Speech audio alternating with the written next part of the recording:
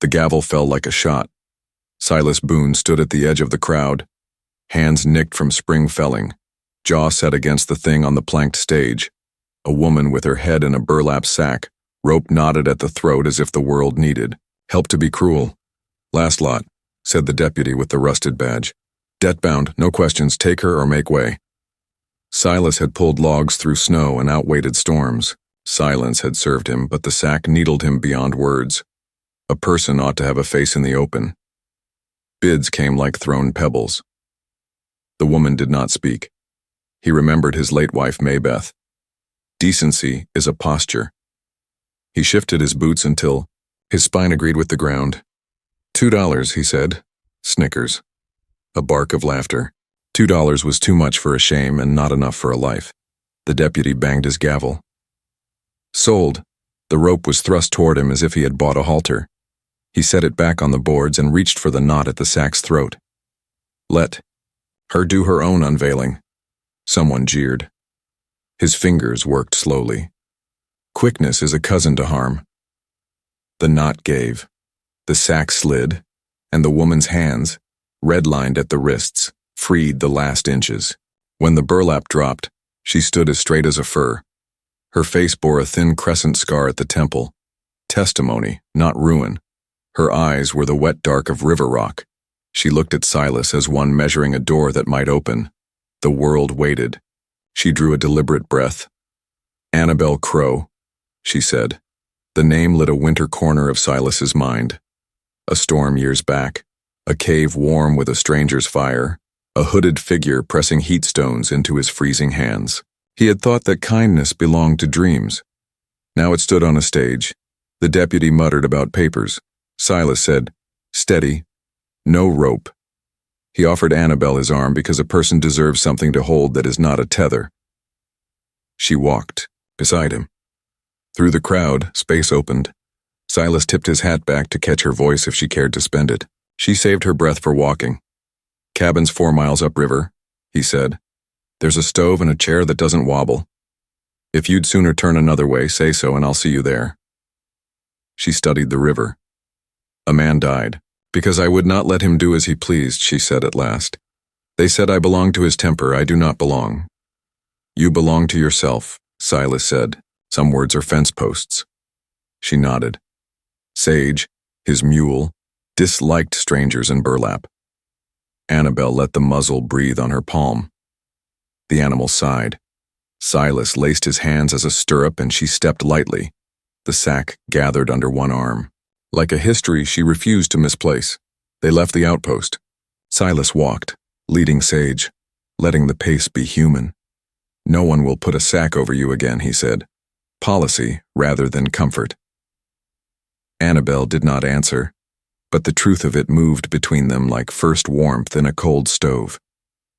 Silas shaped private rules into vows as the track tilted toward timber, her name spoken plain in his house, no hand laid without ask.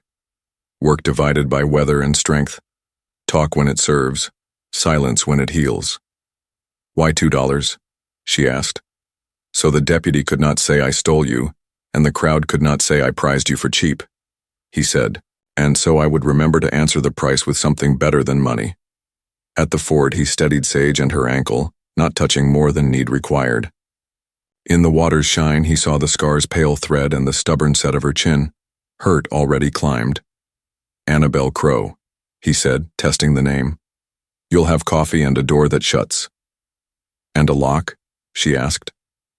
"Bar that holds," he said, "and neighbors who mind their own. The sheriff upriver is no friend to men like your deputy." She looked at the sack in her lap. "I'll cut it down to a piece I can hold," she said. "The rest can burn."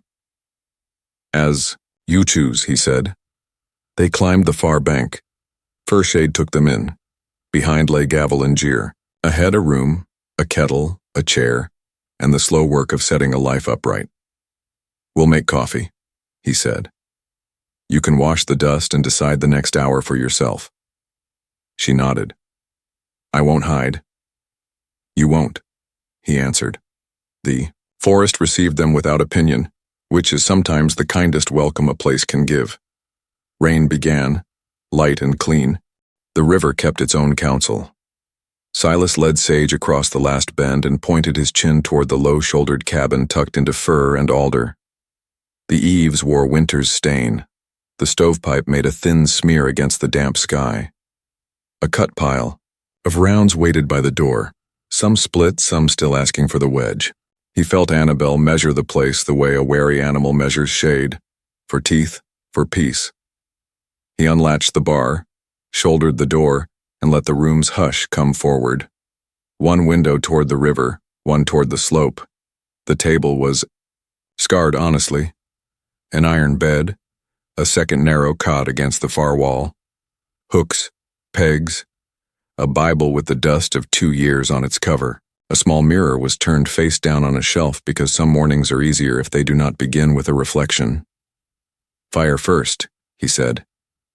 "Then coffee. Then what do you choose?" Annabelle stepped inside and stood very still, as if listening for a trap in the plank creak. She set the bundled sack on the table.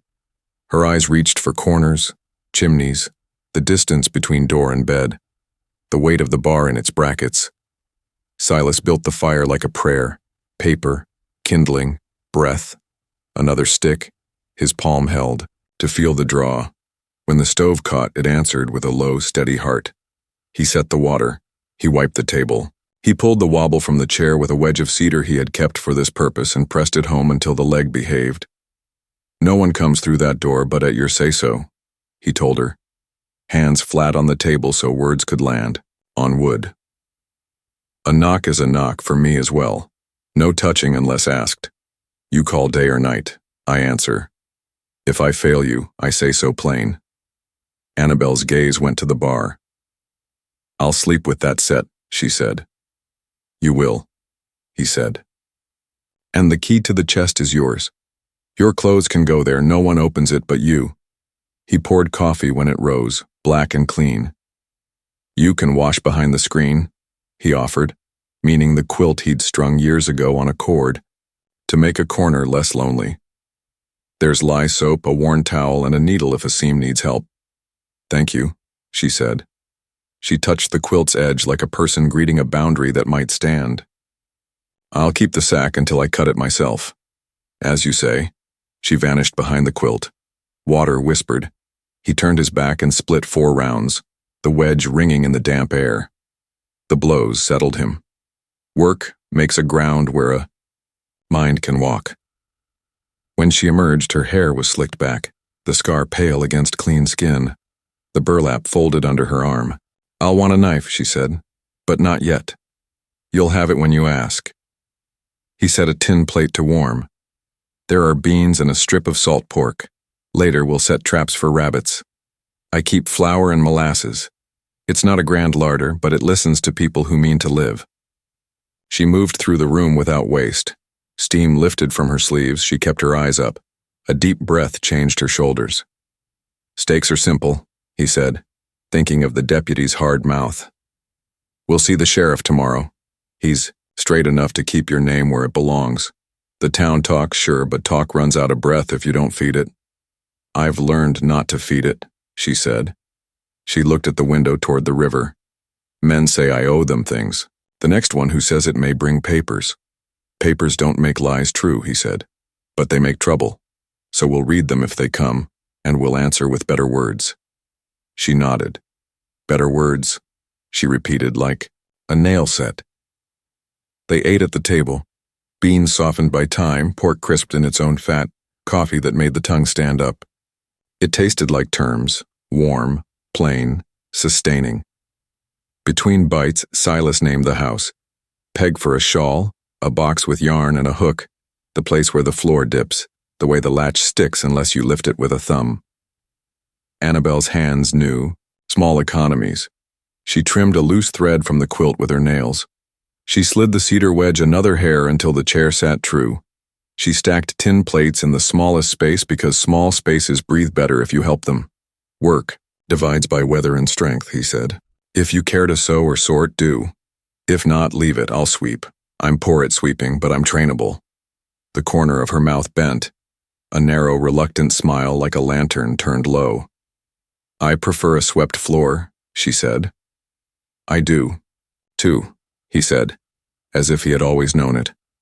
After supper, he fetched 2 blankets from the chest and shook Winter out of them over the stoop. Annabelle watched the rain beat along the log ends. I'd like the cot, she said, indicating the narrow bed farthest from the door. Just for tonight. As long as you like, he said. The bar's there, the knife will be on the sill. The mirror can stay turned until you turn it. She studied the small rectangle where her future could look back. I'll decide when the morning is strong enough, she said. He banked the stove. He sat in the fixed chair and whittled a stick to keep his hands from going foolish. A man can build a cabin with his hands, he said into the soft ticking of rain. A home requires permission. Annabelle lay down on the cot fully dressed, boots set neatly side by side as if the day might ask for speed. She lifted the bar with both palms and settled it. The sound it made was modest but final, like a promise accepting its own weight. Silas set his knife on the table and softened his breath to match the stove. Outside, the river kept its counsel. Inside, 2 people rehearsed the small exact steps by which strangers make room for dignity. He did not speak her name again. Names are for daylight. Night asks you to listen to the living in the house and whether either is afraid. When the wind tried the eaves, the cabin answered, not tonight. Somewhere between the last drip from the eave and the stove's low sigh, Annabelle slept. Silas closed his eyes with his boots still on, that old logging habit hedging against trouble. If trouble came, it would find a bar, a woman who chose, and a man ready to lift the next necessary thing. Dawn came honestly and without favor. Silas lifted the bar and let the door breathe. Rain had washed the night clean. The river ran certain. He built the morning like a fire, small things first. Coffee, a pan for cornmeal cakes, a look at the wood pile and the weather. Annabelle stood, boots on, hair braided damp, the burlap folded like a letter finally read. She checked the room as if to confirm it had not changed its mind in the dark. Knife, she said. He set his sheath knife on the table and stepped back. She slid the blade under the stitching, free to strip the width of 2 fingers, and laid the rest to the stove. I'll keep this, she said, lifting the strip. Not for hiding, for reminding. As you choose, he said. They ate standing. She took the broom and found the corners where dirt likes to sit. He tapped a new peg home and left it at that. After breakfast, he said, I'll drop a dead alder near the bank. It leans wrong. You can mind sage or stand where I point. Either way, you're the boss of your feet. I'll stand where you point, she said. At the ban, he showed her the notch and the hinge and the way a tree listens if you speak with your tools. Never walk beneath what thinks about falling, he said. The cut bit. The saw sang. He set the wedge, drove it, stepped wide. The alder hesitated, then committed. It fell with the right kind of thunder and lay quiet. Another, he said, and chose one near it. This one hung up, crown caught in a neighbor's limbs. He rigged a rope to pull the bowl free, warned Annabelle where not to be, and started. The slow give and take. Sage tied to the sled tossed an ear. A shift sent the rope hissing. The line sprang, wrapping Silas's calf and biting before he could curse. The tree thought about coming. Hold, he said, still and low. Annabelle did not squander a heartbeat. She stepped to the bitter end, slid the knife flat, and cut where it would pay out and not whip. The coil loosened, the snag surrendered, and the tree settled into a safe sulk. Silas pried the rope off and tested the limb with the pole. You cut right, he said. Not at the pretty place, at the smart place. My mother taught rope, she said. Laundry first, then knots. Person who keeps her head is worth her weight in winter, he said. They hauled the rounds to the yard. On the stoop, she rinsed the knife, dried it, and set it within reach.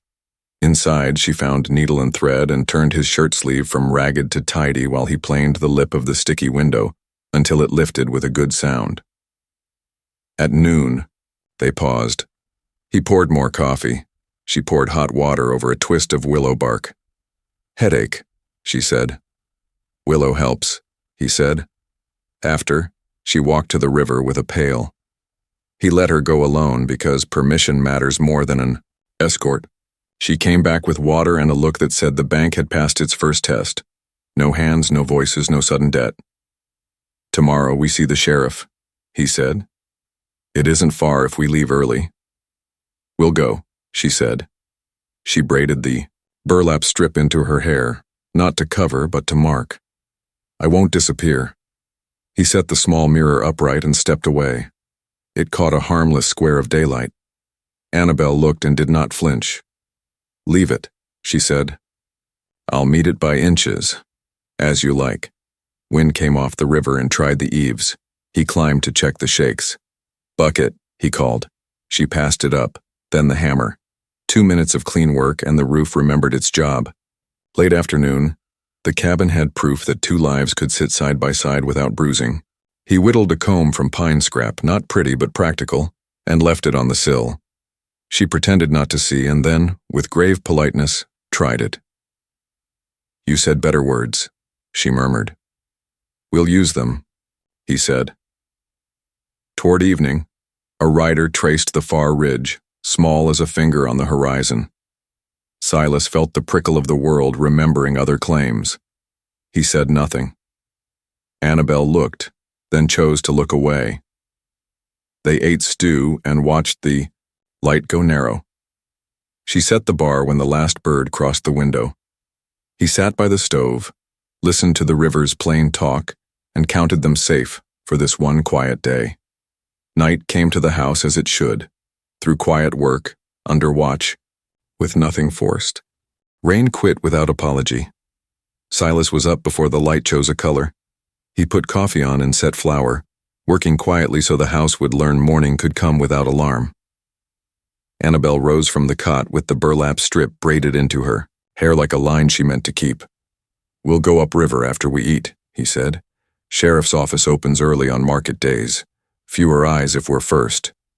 "Good," she said. She tested the bar, then lifted it, satisfied with its clean answer. The mirror stayed where she had left it, upright, harmless. He laid 2 tin plates and reached to the chest where he kept the few relics of other years. A bit of blue china, a ribbon, a scarf the color of late wheat. He held the scarf in both, hands the way a man holds a hinge between rooms. "This was Maybeth's," he said. "If you want it, it is yours. If not, it remains a memory and a square of cloth." "It is not a veil?" she asked. "It is a choice," he said. She let the scarf run over her fingers and tied it at the nape of her neck, not to hide, but to hold the braid steady.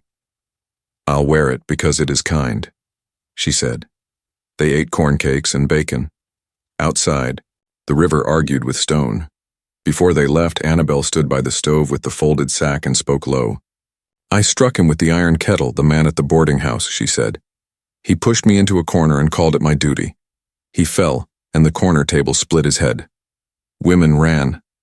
Men came later with blame already in their hands." Silas did not hurry her. "Did anyone see the first thing, the push, the corner?" "A woman at the sink," she said. "Name was Mavis. Rough voice.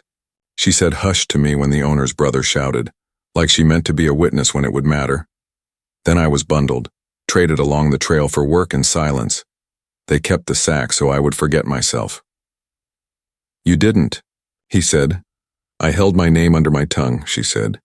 "We'll give it back its place," he said. "The sheriff is a fair one. He believes papers should be true." They set out with the light still thin. Sage took the trail steadily. When the path narrowed, Silas went ahead to break the web spun low in the night. At the ridge, they stopped. Smoke lifted from the settlement. Annabelle stood with the scarf at her neck and let the wind prove it did not want anything from her. The scar on her temple was a fact, no greater than the ridge. "Whatever the sheriff says, we answer it together," Silas said. "Together," she said. They dropped into the flats. A cart passed. She lifted her hand to a staring child. Nothing in the day cracked. The sheriff's office fronted the square. His name, Hobart Lane, hung on a plank. The door stood open to show there would be no ambush of the law today. Silas knocked. Lane looked up from a ledger. "Mornin', Boone," he said. "You come about the timber tax or something?" Nodded, Silas said. He stepped aside so sunlight fell on Annabelle. "This is Annabelle Crow. She comes with her own name and a circumstance that wants light." Lane's eyes took in the scar and then met her gaze. "Miss Crow," he said, "if you choose to tell it, I'll write what is said and not what is supposed." "I was sold along the trail against my will," Annabelle said. "Before that, I defended myself against a man who tried to claim me. I will not be claimed." "Names," Lane said gently. "Places. Anyone who saw the first truth?" "Mavis," she said, "at a boarding house by the freight spur west of Miller's Crossing. She washed dishes and watched." Lane nodded once. "I know the place," he said. "And the brother who talks too loudly. Sit." Annabelle set the burlap strip on the table. She told it plainly. Lane wrote without hurry. Outside, a wagon rattled. A dog barked and quit. When she finished, Lane sanded the ink. "You did right," he said. "The law should agree with you, though sometimes it works slowly. I'll send for statements. If any man comes with papers that name you as property, he'll meet me first." "Thank you," Annabelle said. "Not kindness," Lane said. "Just the job." They stepped back into the day, market voices plaited and unplaited. Annabelle breathed. The air sat easier in her chest. "You stood up true," Silas said. "I stood where you pointed," she said, "and where I meant to." They did not linger. Some victories prefer quiet. Back home. The fiddle began before courage did. Morning put a pale edge on the river. Silas poured coffee and watched Annabelle test the mirror as a person tests ice. 1 foot, then 2. She left the burlap strip braided in her hair but did not touch it, for permission. "There's a noon gathering at the square," he said. "Fiddler from Pine Ridge. Folks bring bread until the music makes them neighbors." "What would it ask of me?" "Only what you care to give. If you want the house more than the crowd, we stay. If you want the open, we go." She looked at the ordinary day. "Let's go," she said. "I won't disappear." They walked the path with Sage behind, the saddle empty because some miles are better done beside an animal than on it. Quiet did the heavy lifting while 2 people decided not to be afraid. The square was already breathing. A barrel served as a stage. Sheriff Lane stood under his plank sign, speaking to a woman with a dishcloth on her shoulder. "That's Mavis," Annabelle said, her voice dropping to protect the moment. Lane lifted his hand. Mavis narrowed her eyes, then widened them the way a person does when a thing she hoped for walks back into the world. She came forward without hurry. "You kept your feet," Mavis said to Annabelle. "I kept my voice." The words landed like a fence post that means to last. "Thank you," Annabelle said. Mavis's gaze slid to Silas and returned. "You look fed," she said. "Keep it that way." "We intend to," Silas answered. The fiddler found a tune. Couples made an awkward ring. Annabelle stood with her hands loose at her sides, the scarf steady at her neck. Talk swelled, receded, forgot to point. "It was you," Silas said. Quiet, because the tune had taken him to a winter he'd put away. "Up past Lost Creek. Cave, with a small fire. You put hot stones in my mittens and told me to keep my breath where my lungs could find it." Her eyes turned, soft and exact. "You were blue around the lips," she said. "I thought you'd stay if someone gave you one. More reason." "I did," he said. They were not close enough to call it an embrace. Still, the air between them felt occupied by something that had traveled a long way to arrive. "Boone," Lane called. Word came on a rider. "A bounty man is in the county asking questions he didn't earn the right to ask. Tall, leather coat, stitched too proudly, calls himself Cutter." Annabelle didn't startle, she set her feet. "Then let him look and find a face that won't bow," she said. "We'll be ready," Silas said. Lane nodded and let the square return to its business. Annabelle listened until the tune turned from brave to cheerful. She reached for the knot at her neck and pulled the scarf free. The move was not dramatic, She lifted the cloth like a person saving it from grease and laid it over Silas's forearm, returning what had been offered. The scar on her temple stood clear in the noon. No one gasped. A boy looked, then looked away because his mother's hand told him a better direction. Mavis nodded once, hard, as if to a ledger finally balanced. "I'll keep the scarf for Sundays." "And wins," Annabelle said. "Today belongs to Skin." "It does," Silas said, "and to names spoken plain. Annabelle Crow," she said, as if she were introducing herself to the town. A few heads turned. Most went on being busy with being alive. That is how a place heals. They stayed for one more tune, a slice of bread, and weather talk. When the sun tilted, they started home having done the rarest thing. Nothing dramatic, only the necessary. On the ridge, the wind moved the fir tops as if smoothing a blanket. Annabelle walked a half step ahead and did not hide from the light. Silas kept the scarf over his arm and felt, with a start he did not show, that he might be walking out of grief and into the work a man wants, building. At the cabin, she set the scarf on the shelf beside the mirror and turned the mirror toward the room. It held them both, small and true. "I am not a sack," she said, not to him, not even to herself, but to the air that had carried other names. "No," he said. "You are the person who came out of one." They banked the stove, not because it was cold, but because keeping a fire ready is another word for hope. Outside, the river took its day and filed it under decent. Night found them without surprise. They slept more easily. Dust rose before the rider did. Silas felt it first, the grit on the tongue, the prickle in Sage's ears, the river gone quiet in its talk. He set down his maul and walked to the yard with a patience that lets trouble see a man has a chair and time. Annabelle stood in the doorway, scarf folded on the shelf, the burlap strip braided into her hair. She did not reach for the old sack. It lived now as a kept thing, not a hood. The rider came slowly, leather coat stitched too proudly, hat pulled like a dare. He stopped short of the stoop, boots too clean for labor. He smiled as if at a mirror. "Afternoon," he said. "Cutter, I'm here on business." He lifted a paper the way a gambler shows a card that once bought him a week.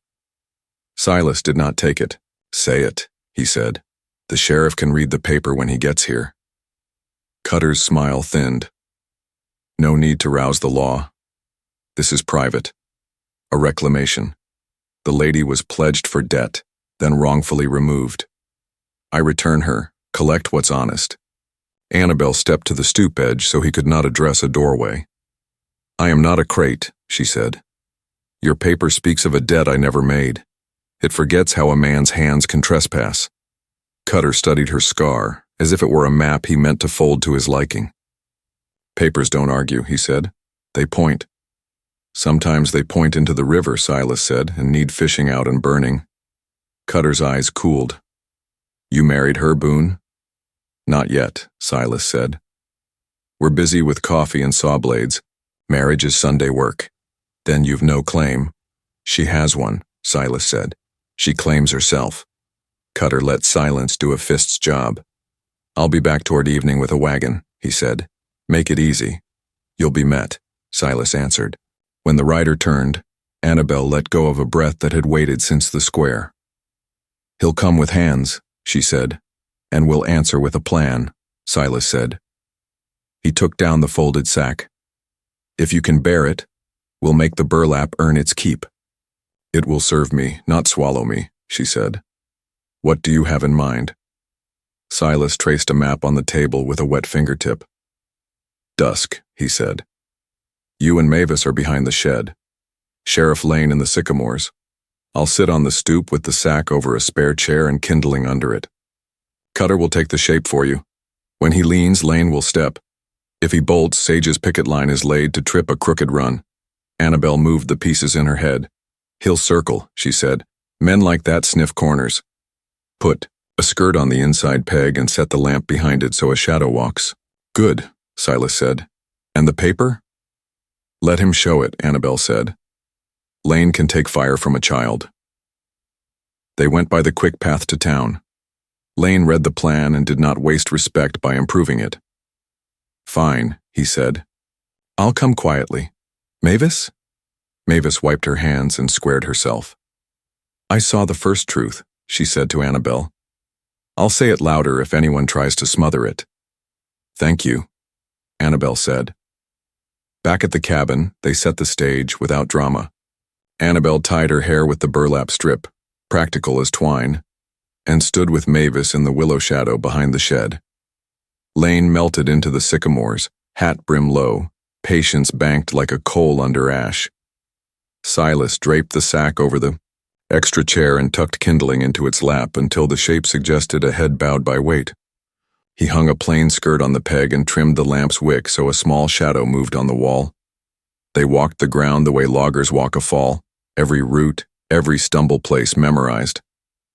Silas showed Annabelle the raised nail on the post, to catch a sleeve, the loose stone on the step, and the slack in Sage's rope.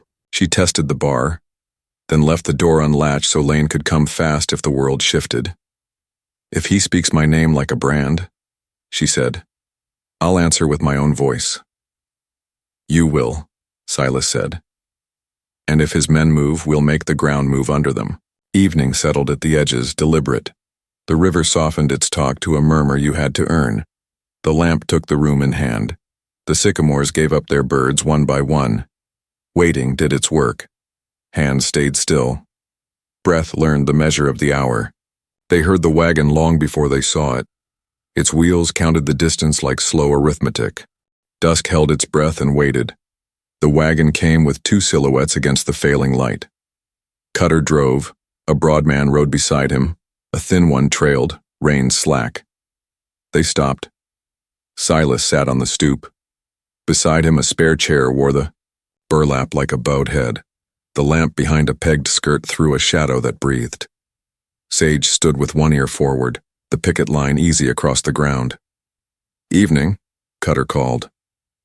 I'll have what's mine. Read your paper until the night, Silas said. Let darkness decide if it believes you. Cutter swung down and snapped the sheet open. Annexed for debt pledged to settle accounts, he read. Witnessed and sealed. By whom? Silas asked. Cutter smiled. By those who matter. Law matters, Silas said. The big man drifted right, eyes on the window's shadow. The thin one edged left toward the shed. Behind the shed, Annabelle and Mavis stood among willow switches. In the sycamores, Sheriff Lane waited, still as a hinge before it swings. Cutter put his boot on the first step, then another, and paper, lifted like a badge of his own making. He leaned toward the chair and the sack that made it human. Don't, Silas said. Cutter reached anyway. His coat brushed a raised nail and caught. In the blink it took to free cloth from iron, Silas kicked the chair back. The sack fell, showing kindling, not a woman. Lane's voice cut clean. Hobart Lane, Sheriff. Hands where I can see them. The big man grabbed for the door. His foot found the loose stone. He lurched, hit the picket line, and dropped. The thin rider broke for the yard's edge. Sage's rope lifted and hooked his ankle. He met the ground and stayed there. Cutter's hand went to his belt. Silas moved. Not at the man, but at the paper.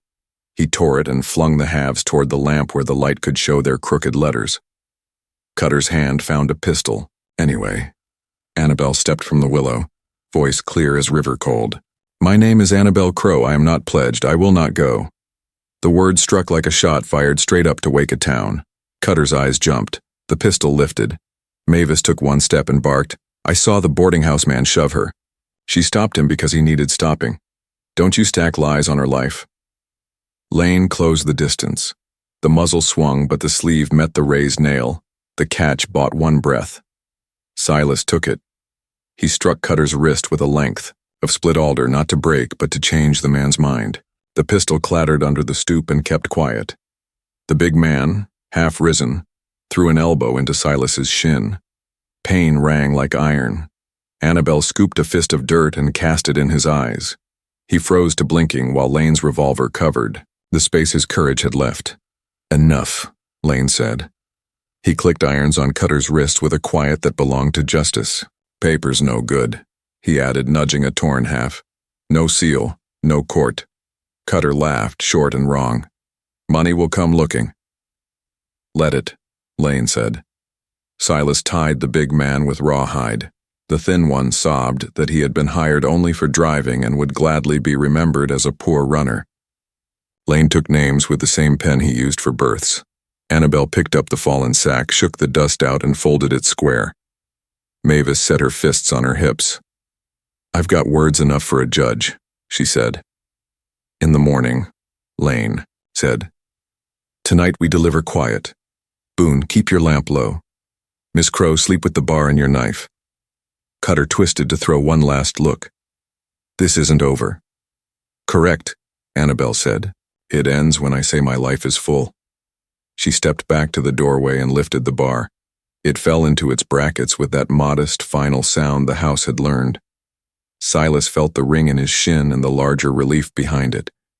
He would wear the bruise like a receipt, small pain for a larger right. Lane started the wagon with his prisoners.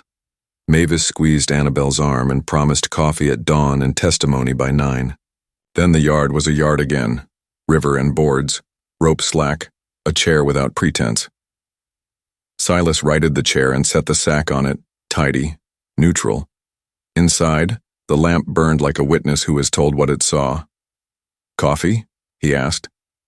"Yes," Annabelle said. Her voice held the fatigue that comes after the necessary and before the ordinary. They sat at the table and let the cabin take them in. Outside, night resumed its business, keeping what deserved keeping and letting the rest roll. Downstream, sunlight wrote its own warrant. They slept some, boots on. Silas woke to the river, saying the night had passed without new trouble. He brewed coffee while Annabelle washed. The burlap strip stayed braided, not a shelter, a line. "By 9, he said. "Lane will want your words while they're warm." "I'll bring them." They walked in early to beat the crowd. Mavis waited under the sheriff's plank sign, sleeves rolled. Lane opened the office and laid 3 piles on his desk. The torn paper, his ledger, and a Bible that belonged to oath more than sermon. "We'll do it plain," Lane said. "Statement, witness, then a rider to the circuit judge. If there's rot in the auction, we'll pull that board too." Annabelle sat before anyone asked her to. "Right." She told it again with daylight on each edge. The boarding house, the shove, the kettle, the fall, the brothers' shout, the sack, the trail, the outpost. She spoke her name as origin, not apology. Lane's pen scratched. Mavis followed, voice low and built of oak. "I saw his hands push her," she said. "I saw hers stop him." Lane sanded the ink. "Good," he said. "Now for the men you threw like sacks." He signed the warrant that held Cutter. "The big one is already considering a softer future," he added. "Says the paper came from a deputy 2 towns over, stamped with a church seal borrowed from a drunk deacon." "The badge at the auction?" Silas asked. "Cousin to that mess," Lane said. "I'll tug it until it gives." The door pushed wide without a knock. The outpost deputy stooped in, rusted badge hanging like a dare. "You think you can make trouble for honest business?" he said. And then he saw Annabelle by the ledger, without a sack, his mouth closed. "Sit," Lane said. "I'll stand." "Then stand charged," Lane answered, hand resting on his revolver as punctuation. The deputy sat. Lane read the torn paper aloud and asked plain questions. Where did the seal come from? Why did the ink wobble like a drunk crossing a creek? Who set a human being on a plank and called it a ledger line? The deputy sweated under questions that did not raise their voices. In a drawer, Lane found a church stamp gone missing and held it, like a lie caught still. "I'll see you right in. Irons if it climbs that far," Lane said. The deputy swallowed. Lane folded Annabelle's statement, Mavis's words, and the deputy's answers into an envelope. He sealed it and pressed the town's stamp. "Go," he told the writer. "The boy left now," Lane said, taking up his own warrant. "On witness and sense, I void the paper held against Annabelle Crow. She is free in this county and will be in the next." He signed, dated, and slid the sheet across. Annabelle read it, mouth set firm. Relief went to the bone, not the eyes. She folded the voiding paper once and tucked it into her bodice like a letter from someone who knew her. "There's still a brother and a loud story downriver," Lane said, "but law's like a foundation. We poured one today. Mavis touched Annabelle's shoulder. You need bread more than bravery now. Come by my kitchen. Silas looked at the sheriff. Send word when the judge stamps it. I will, Lane said. And Boone, good work with the nail. They stepped into the square. A child dropped an apple and chased it. Annabelle stooped and passed it back. The mother said, "Thank you," without staring. On the ridge home, the wind set the burlap strip, fluttering like a flag that didn't need a nation. She left Maybeth's scarf in Silas's pack and walked with her head uncovered. At the cabin, she set the voiding paper in the Bible and left it open as proof. Silas hung his hat and looked at the room. Today was justice beginning, he said. Today was me, she answered. They stood with that, then did ordinary things on purpose, the kind that keep a life from tilting. Water, wood, sweeping, a stew to hold until supper. The house took the new fact the way timber takes a square nail and refuses to give it back. They let the quiet stand a while. Evening found them in their chairs with their boots off. The river, satisfied, spoke up again. In the stove, a knot popped and settled. Annabelle looked at the mirror and did not lower her eyes. She lifted the burlap strip from her braid and tied it to a peg by the door where a visitor might see it and know both where she had been and where she stood. It was never a veil, she said. No, Silas said. It was a road you walked through. The night agreed. Peace arrived because they asked for it to. The river moved without hurry. The cabin breathed like a chest learning its rhythm. Silas mended the broken rung on the spare chair, shaving the dowel until it fit. Annabelle rinsed the tin plates and set them where the sun could do its drying. Ordinary held. Work waited. Sheriff Lane rode up mid-morning, dust at his cuffs. Judge's rider came back, he said. Paper voided in full, deputy removed, cutter remanded. The church wants its stamp back. Good, Annabelle said. No triumph, only a notch carved in fact. Lane tipped his hat and left them to their day, which felt suddenly wide. Silas set the spare chair in the yard and looked at the willow by the river. I can bend 2 saplings and lash a bow, he said. A person could walk under such a thing if she wanted a life to begin there. Annabelle followed his look and did not pretend not to understand. If a person walked, she said, what would meet her on the other side? Me, he said, and a table that doesn't wobble. He felt young at once and kept his hands still. I don't want to be kept. I want to choose, she said.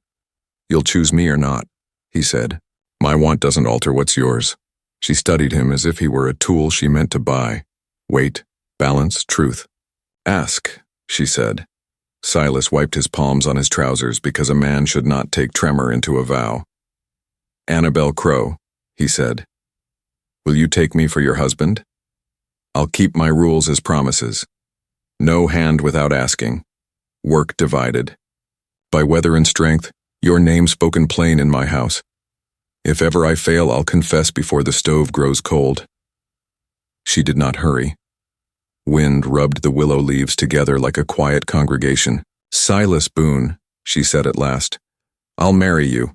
Not to be saved, but to build. I'll keep my rules as well. No hiding, no debt I do not owe, the bar used when it feels wise, my say counted whole. If ever I waver, I'll speak before the moon climbs. Done, he said. They did not touch yet. Vows like these deserve witnesses and sunlight. Mavis arrived with bread and a mouth that had seen worse and approved of the present one. Annabelle showed her the sack folded on the shelf. It shamed me, she said, but it also kept me alive. I want it cut down into something I choose. Mavis weighed the cloth. We'll make a veil that tells the truth, she said. Edges, bound in wheat thread, no hiding, only a line where a road was. They set to work on the stoop. Silas split willow for the arch. The sap ran green. He bent the poles into a quiet bow and pegged them in the good ground near the river. Annabelle and Mavis sheared the burlap into panels and softened it with water until it lost its itch. Mavis hemmed. Annabelle embroidered a small, stubborn crow at the corner with dark floss. Neighbors drifted near on errands that included congratulations. Lane returned with the town's book and a pen that carried ink like a sure river. "If you want it today," he said, "the light is right." "Today," Annabelle said, "before talk gets boring and goes looking for trouble." Silas shaved, his hand steady.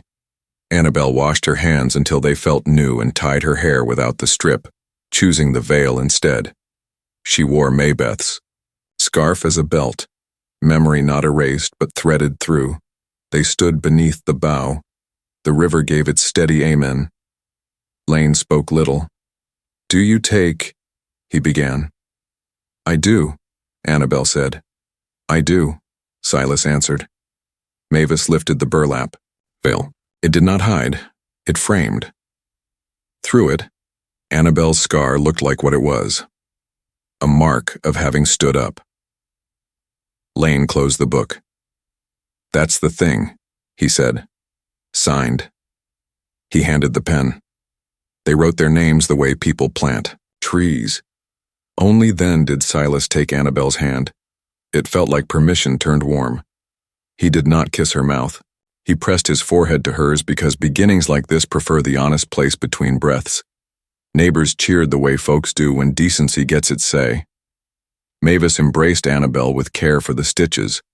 Lane clasped Silas's shoulder. Someone set bread on the table, someone stoked the stove. Evening waited at the edge of the yard. The arch stood.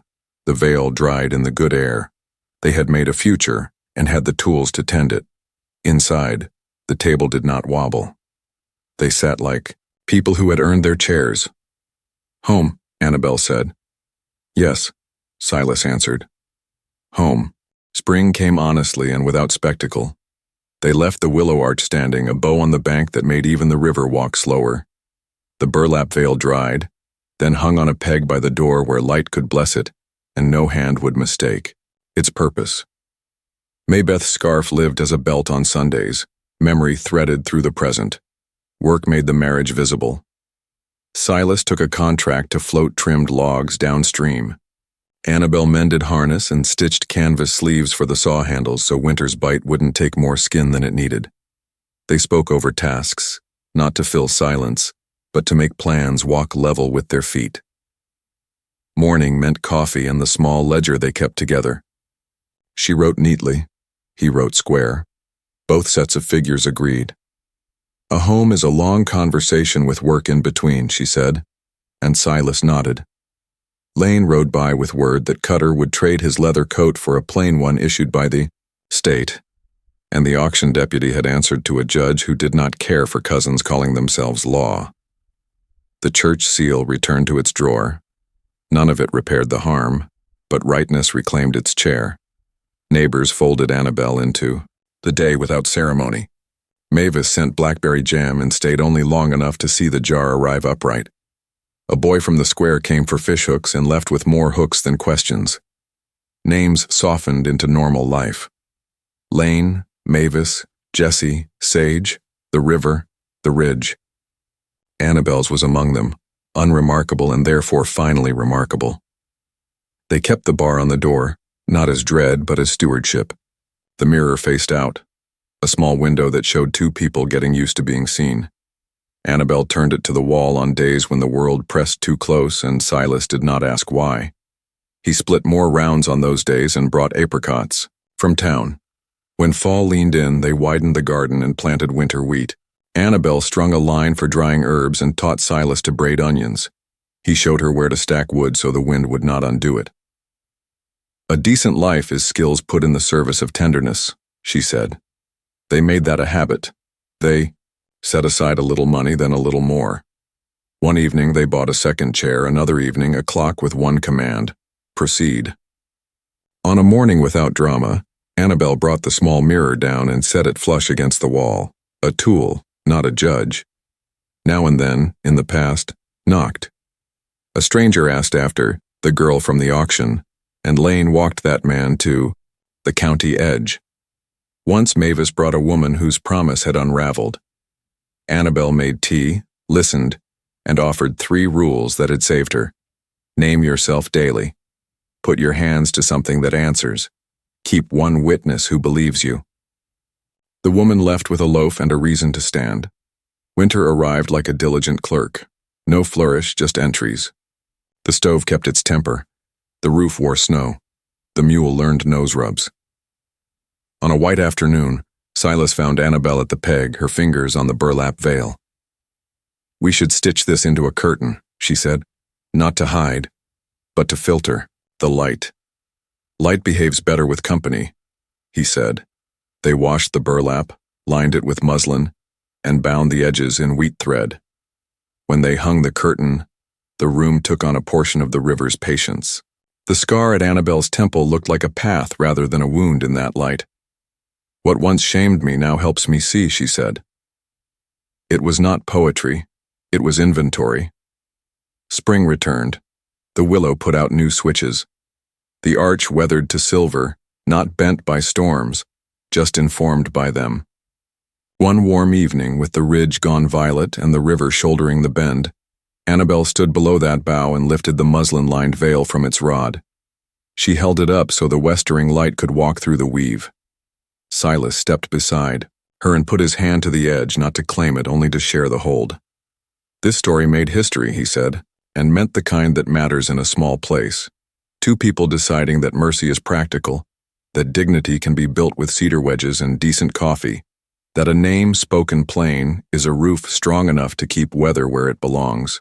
There, days went on, tidy, brave, and mostly quiet. The river agreed, as rivers do, by continuing. If you want more clean, cinematic Western romances like this, tap subscribe and like so the next story finds you first.